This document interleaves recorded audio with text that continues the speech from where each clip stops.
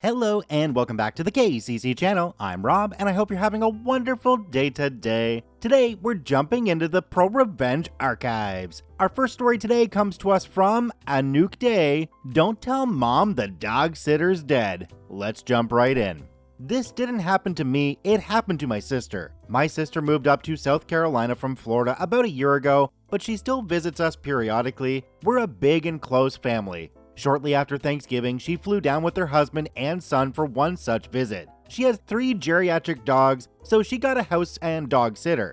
My sister went through the basics of how they can only be fed at certain times, they get let out at certain times, they need to be in their crates from X hour to Z hour. Most importantly, they don't get treats. They get vitamins in place of treats, but those vitamins have to be given only twice a day. No people food, very strict diets. They're all happy and healthy, but only because my sister is so strict with their regime. This lady she got to watch her dogs had stellar reviews on the site she was found through. She's a stay-at-home mom who does this as a side thing for extra cash. I feel like I can end it here. You all can guess where this is going.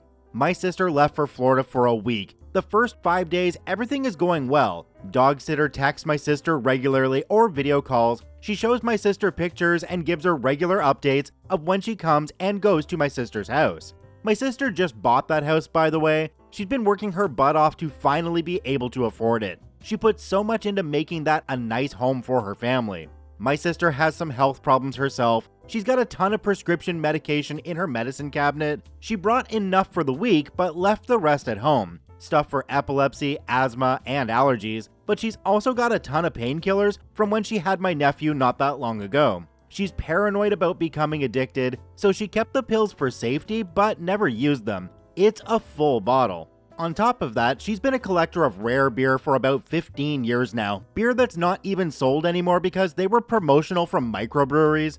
Beer she can't get anymore because she doesn't live in Florida. Those bottles she keeps as mostly decoration in her kitchen. On the 6th day of her vacation, dog sitter stops all communication altogether.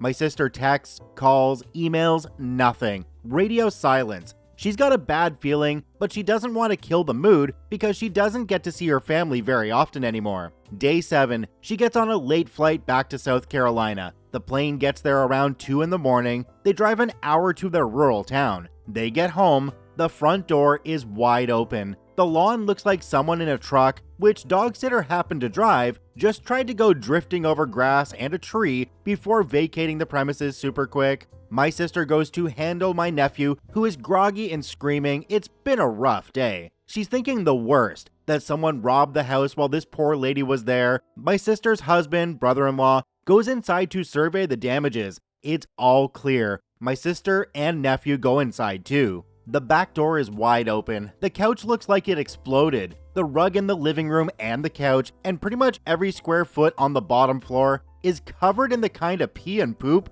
that can only be made from 3 geriatric furry buttholes. The dogs are, thankfully, still in the backyard, but they're shivering and filthy. There are broken beer bottles everywhere. Some have been stuffed deep in the trash to hide the evidence. Some have been refilled with water and put back with their tops precariously situated on top, so they might look like they haven't been touched. 82 bottles, each growler-sized, roughly 64 ounces, gone. The medicine cabinet is like one of those western ghost towns with a tumbleweed bouncing through.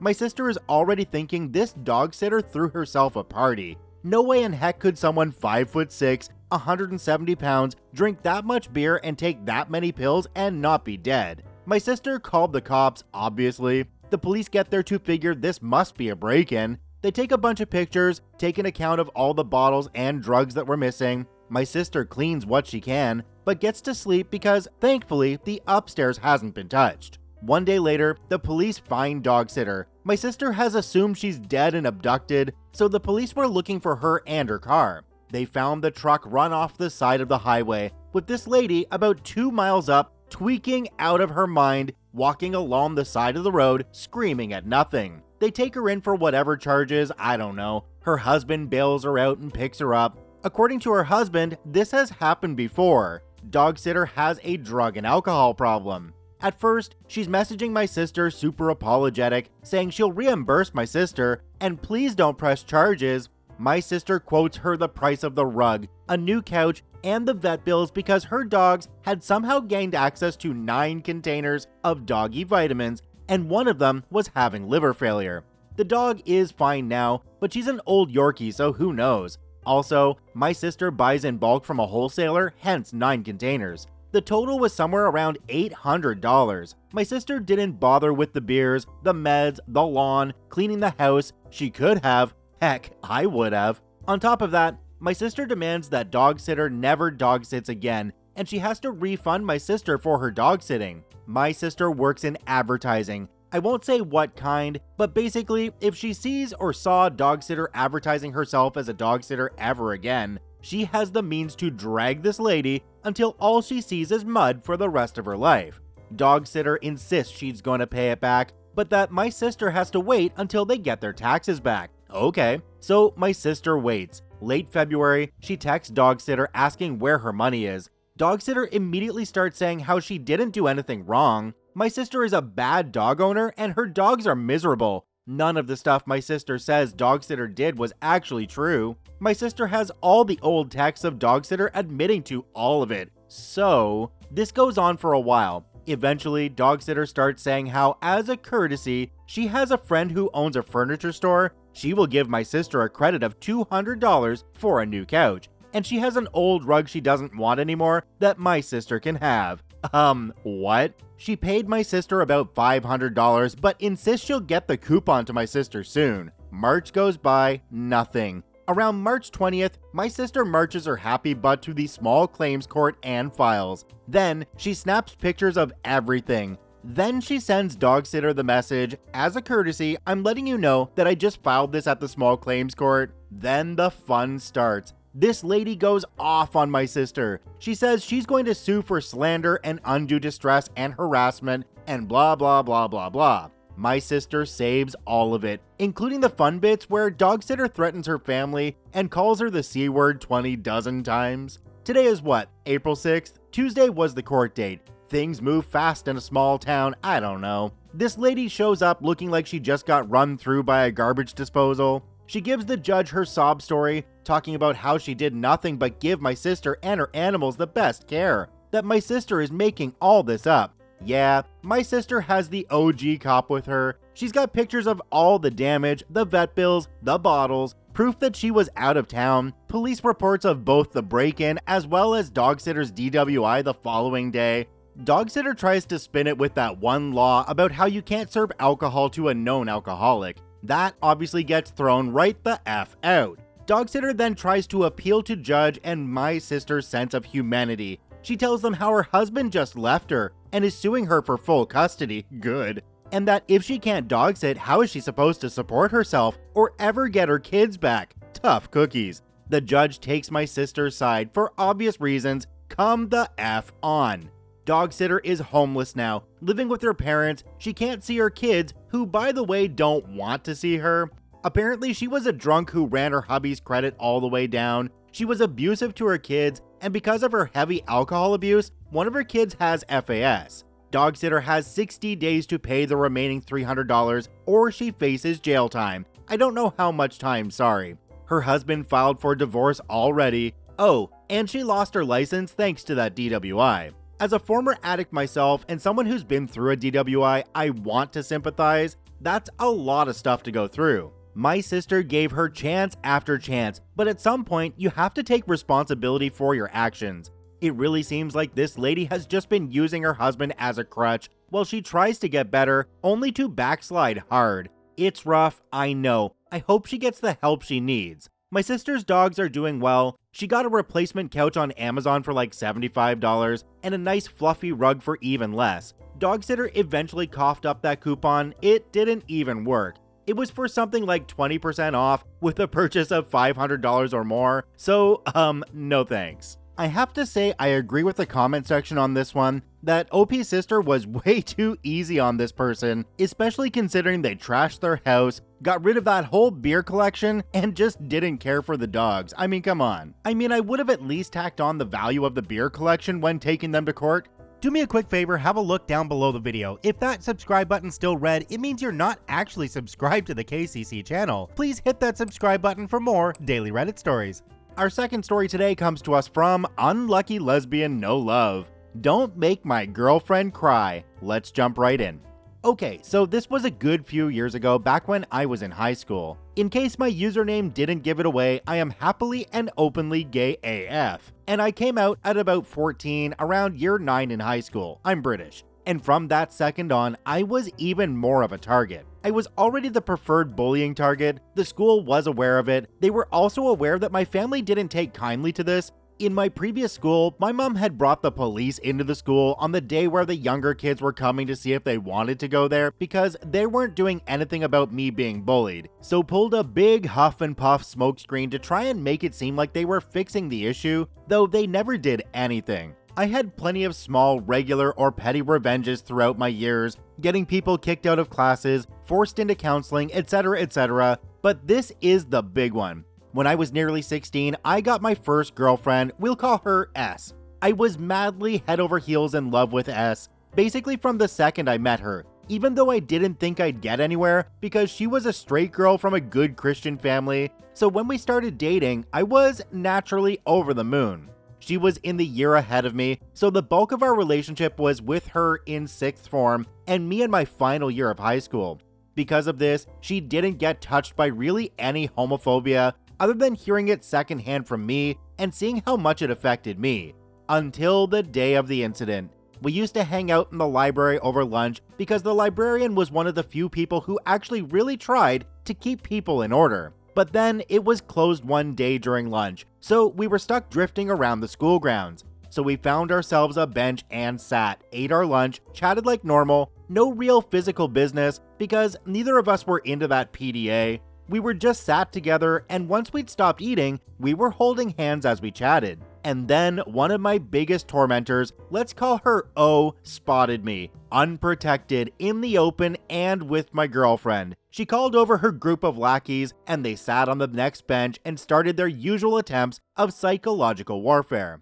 At first, it was just overly loud comments about how disgusting gay people were, how I clearly never washed, lies, let me assure you, about how my girlfriend was fat, she was a little bigger, but it only made her more attractive to me, so on and so forth. So after about 5 minutes of just trying to ignore them, I encouraged her to stand, and we planned to move to sit outside the library since the librarian was still in school that day, so she could hopefully watch over us through the window. We stand and start walking, no longer holding hands, and they follow us. Side note here, I have some slight muscle problems in my legs, mostly around my knees. These girls were aware of this since they were in my PE class. The comments continued, along with attempting to stand on the back of my girlfriend's shoes and knee kick me in the back of the leg so I'd go down. We reached by the library, and by this point, my girlfriend is clearly very shaken. So I pay no mind to the posters telling us the library is shut and hurry her in there. Librarian takes over then, looks after us straight away, calls the headmistress, etc. You'd think the problem there would be over, right? You'd be wrong. We're writing up what happened for an incident report, standard procedure for the school, when the headmistress arrived, and so the victim blaming began. We shouldn't have been so affectionate at school. Maybe if we hadn't been holding hands, this wouldn't have happened. We need to be more careful. And then told me that I shouldn't tell my mom that this happened, since she'd just make a big deal out of it. The only reason this isn't a "I got expelled because I punched the headmistress" story is because all of this, coupled with what had just happened, had my girlfriend distraught and in tears. And despite my anger, she was my first priority at the time. So I began to plan. I followed her instructions and I didn't tell my mom. Not yet. I wanted to do this myself now. They'd upset my girl. That was a death sentence as far as I was concerned. So first I started with the girls themselves. O had an older sister in S's year, so I befriended the older sister and we got on well. This took about a month or so, and then I wore a t-shirt around her for the first time. At the time, I was suffering quite heavily with self-harm. We've now discovered I've got BPD, which is what was the problem with my self-harm. Naturally, my new friend was horrified, asked what happened, why I'd do that. I told her that people like to pick on me, mostly because I was gay, and told her about her sister. Next thing I know, O's been pulled out of school. Find out a little while later, her mother does charity work with LGBT youth, and upon finding out that she was bullying someone to the point of self-harm with homophobia, she yanked her out of school and sent her to the other side of the country to live with her grandparents and attend a different school. I also got a letter of apology from her mother, along with an offer of counseling if needed. I turned her down, but it was a nice gesture. With their head cut off, the lackeys drifted apart. I went back to small revenges with them, getting them kicked out of classes, etc., etc. Nothing too interesting to report there. Then came the headmistress. This one took a long time to get around to because I didn't want it to lead back to me while I was still under her power.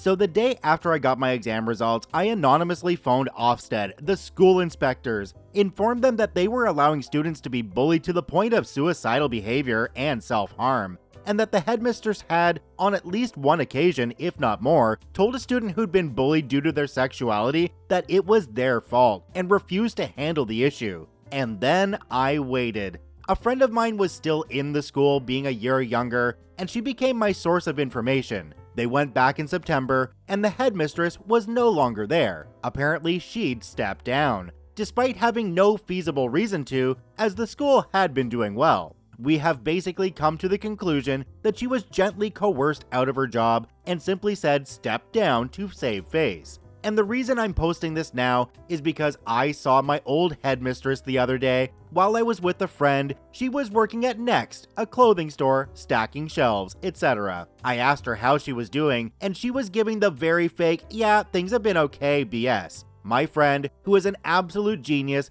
instantly pretended to be my girlfriend and, while in her eyesight, but not talking to her, kissed my cheek and took my hand. I'd like to think of that like the icing on the cake. Sadly, S and I broke up when I was 17. First relationships rarely last, but we're still good friends. And the friend who acted like my girlfriend for that moment has a boyfriend of her own, but had always been appalled by how little the school had done and wanted her own moment to rub in the face of our once headmistress. I love me some ProRevenge. It is the single greatest collection of peckerheads being punished for being peckerheads, which is definitely the case here. It was wonderful that you ran into the headmistress working her daily 9 to 5 in retail, just like so many other people. Your friend deserves an absolute high five for their quick thinking, taking your hand, and giving you a kiss. Epic. Check out both OPs linked in the description down below. I thank you for watching. I hope you have a wonderful day, and we'll see you tomorrow.